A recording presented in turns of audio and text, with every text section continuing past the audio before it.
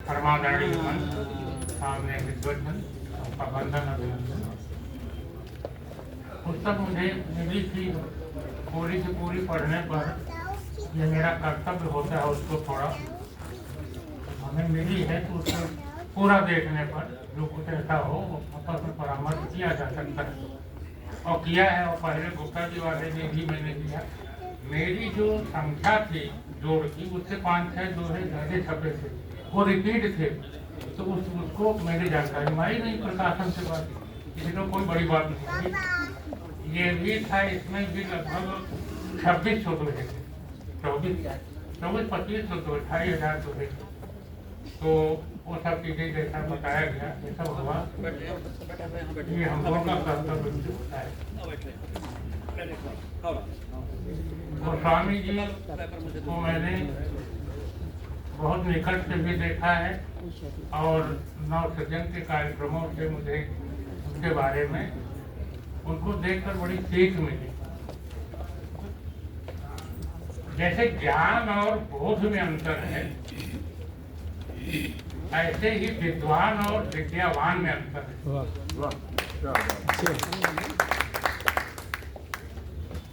गोस्वामी जी विद्यावान थे। विद्वान होना अच्छी बात है, पढ़ लिख करके आदमी विद्वान हो सकता है, जानकारी हो गई विद्वान हो गया, ज्ञान हो गया। लेकिन ज्ञान से बोध होना, बुद्धत्व तक पहुंचना और विद्वान होने से विद्यावान तक पहुंचना।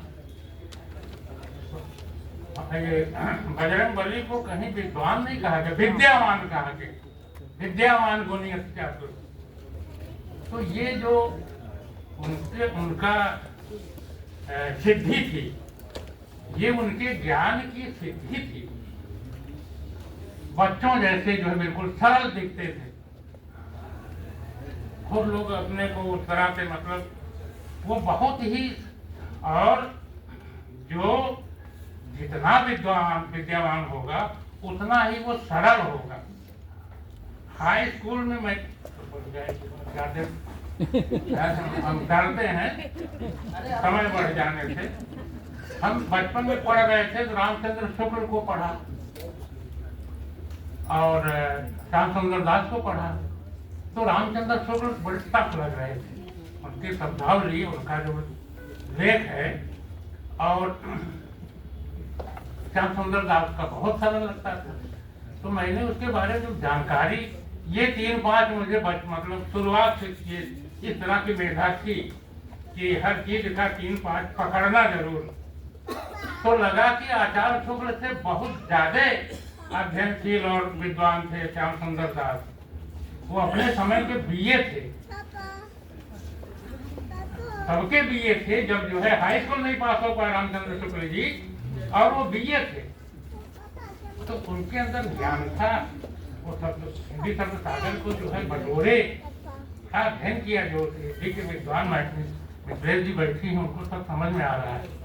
तो इस तरह से जिनके अंदर विद्वता होती है, विद्वान जो विद्यावान होता है, सरल होता है। गोस्वामी जी बहुत ही सरल थे। हम उनके घर गए 1-2 कार्यक्रमों में, अपनी किताब के, मेरे पुस्तकों पर बहुत बढ़िया लिखा है। घर पे गए और जिस सरलता के साथ वो बैठाए और आकर मिले, एकदम आकृतिम भाव से, बड़ा अच्छा लगा मुझे। और माया जी बैठी थी, उनके पास भी जाकर बैठे, और जिस तरह से उनको वात्सल्य की मूर्ति मैंने देखा, ममता की मूर्ति सहज रूप से टपक रहा था, अच्छा लगा। इसमें मैंने थोड़ा सा 1-2 खत्म कर रहे हैं, टाइम नहीं लेंगे, समय ज्यादा नहीं देंगे। हाँ, समर्पण में ही जो है गोस्वामी जी का जो स्नेह है, सभी अपने पत्नी से, और पति जो है पत्नी पति से, कौन नहीं करता, हर लोग स्नेह करते होंगे, सारी सृष्टि करती है। लेकिन उसकी एक मतलब उसका भी एक स्तर होता है। गोस्वामी जी ने अपनी इस पुस्तक में लिखा समर्पण में, गंगा जल के बूंद दो डाले ओंठे खोल, मन की मन में ही रही सुन ले अंतिम बोल। अगर वो चित्र आप बिंब सामने लाइए, ओंठ खोले होंगे, गंगा जल के 2 बूंद डाले होंगे, मन कहा होगा, अंतिम शब्द कुछ कह देती, कुछ बोल देती, कौन सी मना स्थिति रही होगी, आप समझ सकते हैं। हृदय द्रावक चित्र मुझे लगा और लगभग 55-60% रचनाएं इसमें 55-60% रचनाएं शिवाजी से प्रभावित संदर्भित है।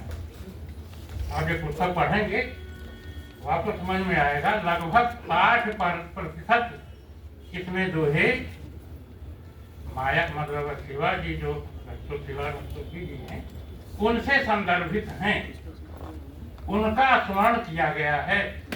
और लिखा कैसे गया है?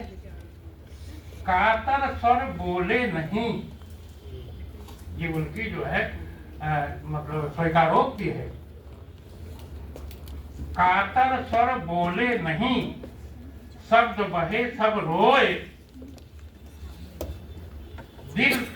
दिल को बहुत सुकून मिला, तन मन खूब भिगोए। ऐसी रचना किया डूब करके उनके समझ। ये वास्तव में शिवारत गोस्वामी के संस्मरण का बहुत उत्कृष्ट पुस्तक है। उनको याद करने के लिए इससे अच्छी पुस्तक और स्नेह का की जो पराकाष्ठा है, अगर उसको देखना पकड़ना है तो गोस्वामी जी और उनकी पत्नी दोनों के बीच का ये जो वार्ता है, इन्होंने जो समर्पण भाव से लिखा है, जब उसको आप पढ़ेंगे तो आपको लगेगा कि किस कोटि पर, किस स्तर पर पहुंच करके जो है लेखनी उनकी यूं ही रात दिन चलती रही है उनके स्मरण में। बहुत उत्कृष्ट पुस्तक है और ऐसा व्यक्तित्व जो है बहुत ही स्मरणीय है। इन्हीं शब्दों के साथ